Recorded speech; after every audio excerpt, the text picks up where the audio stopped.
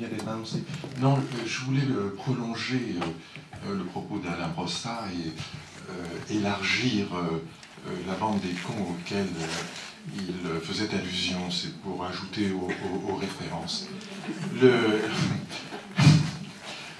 Ce qui me semble intéressant de ce que tu notes chez Barrès, c'est que c'est un moment dans les politiques de la mémoire en France où le paysage devient un objet monument et considéré comme un document. Il y a une loi de protection du paysage qui date de 1903 et il y a un nombre de discours régionalistes en cette époque qui considèrent toute intrusion de la modernité comme une profanation du paysage. Il y a même des propositions pour que les dames reviennent au costume de nos ancêtres, de façon à ne pas polluer le paysage. Je pense que le propos de Barrès s'inscrit dans cette dimension-là, et avec cette revendication à la fois régionaliste contre la nation, mais qui essaie de persévérer ou de se maintenir dans une politique nationale qui est celle des protections des paysages, et qui est donc, il faut quand même le noter, 1903, c'est avant la loi de protection des monuments qui date de 1913. Enfin, voilà. Donc il y a quand même une sorte d'avance. Je regarderai du côté, de l'autre côté de la frontière, parce qu'il me semble que les premières lois de protection nationale de protection des paysages allemandes sont déjà en route depuis à peu près une vingtaine d'années en Allemagne avant. Donc voilà, donc il y a quelque chose. Il en reste, comme tu l'as dit, effectivement, un regard sur ce paysage et une manière donc de le regarder plus profondément comme document que l'école des Annales prolongera dans le champ d'histoire de manière brillante.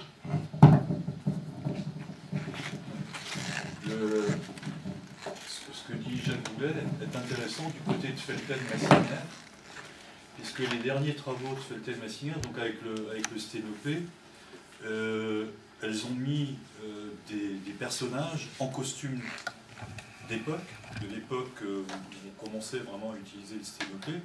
Et ça, c'est ce qu'elles ne faisaient pas avant, hein, parce que tu donnes l'anecdote de la caravane, évidemment, leur modernité serait la caravane qui est nomade et qui ferait comme ça du paysage, captation longue, et là c'est avec des personnages, alors qu'on voit plus ou moins, parce qu'ils tiennent plus ou moins longtemps la pose, etc., mais dans des costumes d'époque. Donc on voit bien que ça continue, même par rapport au paysage, à être nommé sur sa mémoire. Je crois que c'est vraiment très, très important, ça, cette notion-là. Autre... Allez-y, oui. Oui, bah. Il faut qu'on aille déjeuner. Alors une dernière remarque.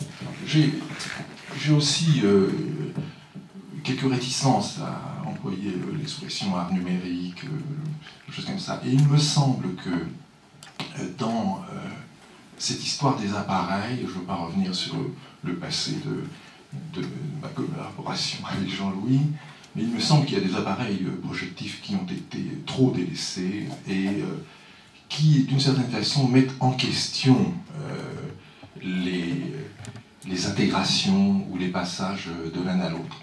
J'avais commis quelques pages sur la projection orthogonale, déjà amorcée dans une belle description dans le texte de Vitruve, et pratiquée dans la production de l'architecture de manière plus ou moins complète. Disons que l'acte de naissance de cette projection orthogonale, c'est la lettre de Raphaël, dite de Raphaël à Léon X, où nous retrouvons ces trois modes de projection, le plan, la coupe et l'élévation. Qui donc ça fait c'est 1515 pour Marignan.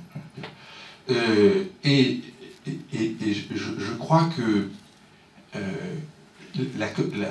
la notion d'espace et d'un espace éclaté, c'est-à-dire éclaté dans des systèmes de projection séparés, qui les sépare selon les trois dimensions, c'est-à-dire sur l'icononie cartésienne, est bien antérieure à la Renaissance, d'une part, et elle se prolonge, elle suspend l'idée du sujet, elle suspend, puisqu'il n'y a pas de point d'observation, elle remet le sujet à l'infini, etc. Bon, je ne reprends pas ce que j'avais décrit. Alors, cet aspect-là, je pense qu'il y a peut-être encore un inventaire à continuer, à la suite de Jean-Louis, un inventaire des appareils de manière beaucoup plus complète. Évidemment, la projection orthogonale est trop technique peut-être pour pouvoir intéresser de manière plus précise l'histoire des appareils projectifs, mais je crois qu'il ne faudrait quand même pas oublier que l'ensemble des logiciels actuels ne font que travailler seulement sur ces trois coordonnées, projettent de l'orthogonale ou de la perspective ou de l'axonométrie, introduisent des algorithmes de variation, de variantes stochastiques, etc., mais restent fondamentalement sur une technique de maîtrise des codes qui est différente et qui est enrichie de possibilités de calcul qui effectivement n'existaient pas avant. Donc je crois par prudence, et c'est pas une réticence ou quelque chose qui me renverrait dans ce que j'ai cru comprendre dans l'intervention de Georges. J'ai cru qu'il terminait sur une querelle des anciens et des modernes. Bon, mais comme je sais qu'il est historien, il sait qu'en général, elles se renversent, les modernes deviennent les anciens, et les anciens deviennent les modernes. Donc je pense que la prudence viendra peut-être là. Je crois qu'il faut distinguer dans ces appareillages numériques, hein, je préfère le terme appareillage toujours, hein, je renvoie à mes éléments de traduction de Walter Benjamin, mais dit apparatour, c'est l'appareillage. Hein, bon, hein. Et c'est pas l'appareil, c'est un peu plus compliqué pour moi. Et je crois qu'il faut faire attention au code de figuration qui est utilisé par l'appareil de projection, code de figuration géométral en une, la personne est une, à la technique qui permet de figurer avec ce code, alors qu'elle se fasse avec un crayon et du calque, ou qu'elle se fasse avec des pixels et des algorithmes, pour moi ne change pas beaucoup de choses. C'est ce que permettra la technique d'exploiter de ces codes préexistants. Et puis il y a le dernier point qui est toujours présent dans tous ces appareils, c'est quel est le code de communication que à la fois le code de figuration ou le code de projection et le code disons technique ou la technique elle-même permettent, contiennent ou d'une certaine façon à la fois permettent de développer mais aussi limitent d'un certain côté. Alors je crois que cette prudence-là, enfin cette distinction-là, elle permet d'éviter de projeter sur ce qu'on appelle l'âge numérique des choses qui lui sont antérieures, qui sont intégrées, comme l'a bien souligné Jean-Louis, sont effectivement des choses cumulatives, ce sont des choses qui sont réintégrées, mais qui ne s'excluent pas. Bon. Et peut-être que notre difficulté à nous situer dans ce monde-là, c'est d'arriver à passer d'une intégration à l'autre, ou dans la complexité, ou dans l'hétérogénéité de l'ensemble de ces codes de projection, avec des techniques qui évoluent, et des codes de communication qui aussi changent à la faveur de l'évolution de chacun de ces deux autres codes. Jacques, on attend ton texte. D'accord, depuis 10 ans, 15 ans, on attend ton texte. J'ai donné. Non, tu n'as pas donné. Non. J'ai donné sur...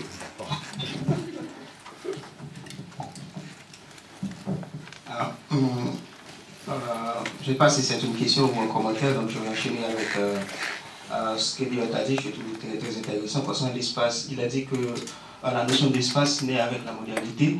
Je voulais me servir de ça pour enchaîner avec le romantisme. On sait bien qu'il y a un traitement particulier dans le romantisme du paysage, et ça pour faire lien avec l'intervention d'Alain. est-ce que l'on peut considérer le paysage comme étant un cadre, avec la notion de cadre? Et puis, peut-être que je me trompe aussi, mais on sait aussi que la notion de paysage, bon, le paysage aussi va être aussi un élément dans la définition de la réalité aussi pour les nazis. Et s'il y a, on peut établir un lien, donc, encore, Jean-Louis avait parlé aussi de la dimension métaphysique aussi, de la notion de cadre de l'espace. Et je crois qu'il y a chez Heidegger la notion d'habiter. Est-ce que l'on peut faire un lien avec cela? Oui, je suis derrière, c'est ça que tu veux savoir. Ne dis pas. Au final. Non, mais peut-être qu'il y a quand même... Je suis d'accord avec ce que dit Jacques, mais il y a quand même des grands différents cosmo-esthétiques. Il y a du... je peux utiliser du tout le terme de conception du monde, parce que Heidegger en fait à juste titre une bonne critique. Mais il y a des différences qui traversent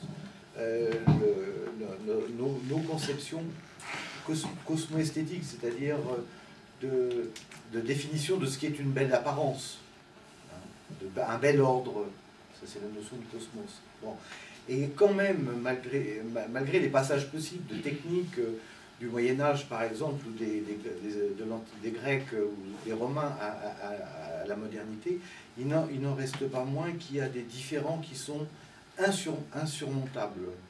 Et le fait est que, pour aller très très vite, jusqu'au XVe siècle, notre rapport au monde passe par, est conceptualisé en gros, très très gros par Aristote et sa conception du lieu comme réceptacle, comme pot, comme hiérarchie des lieux, etc., etc. Ça va commencer à être véritablement abandonné à partir du XVe, à partir du moment où, grâce à l'appareil perspectif, va être généré et produit un espace orthonormé, anisotopique, c'est-à-dire où tous les lieux se valent, parfaitement géométriques, etc. Et ça, c'est une grande rupture, quoi qu'on veuille, quoi qu'on fasse, c'est une grande rupture dans l'histoire de l'humanité. Donc, il faut penser que dans l'histoire de l'humanité, il y a des révolutions, des disruptions, et pas du tout cette sorte de décadence dans la pensée de l'être que problématise Martin Heidegger. Voilà. Là, il y a une grande rupture. Oui. Vous dites que tous les lieux se valent. Donc, il y a cette rupture avec la topologie aristotélicienne. Mais est-ce que, je reviens avec la question du nazisme aussi, donc est-ce qu'il n'y a pas de nazisme aussi, cette rupture aussi qui revient à dire qu'il y a une hiérarchie aussi des espaces? Bon, la Germanie, l'Allemagne, c'est un lieu et qui est aussi une caractéristique dans la définition de la réalité. Donc c'est parce qu'il y a l'espace allemand, c'est aussi un espace particulier, c'est aussi un espace supérieur par rapport aux autres, et qui a forge qui est à l'origine de ce peuple, appelé à dominer le monde, etc. Oui, mais là, il ne faut pas confondre, il y a le nazisme, c'est à la fois des scientifiques, ce sont des techniciens, hyper rationalistes, etc., etc. Et de l'autre côté, c'est le monde du mythe, c'est le mythe nazi, où là, il y a une organisation, effectivement, en termes de hiérarchie des peuples et donc de hiérarchie des lieux, des territoires, etc. Et le nazisme, c'est tout ça à la fois, et on ne va pas rentrer là dans l'analyse du nazisme, mais vous aviez les deux en même temps. C'est pour ça qu'ils ont gagné la guerre contre les Français, par exemple. Laquelle? Celle-là, la dernière. Toute, oui. La Seconde Guerre mondiale, la Première Guerre mondiale, on l'a gagnée grâce aux Anglo-Américains, mais s'il n'y avait pas eu les Alliés... C'est quand même une vieille idée de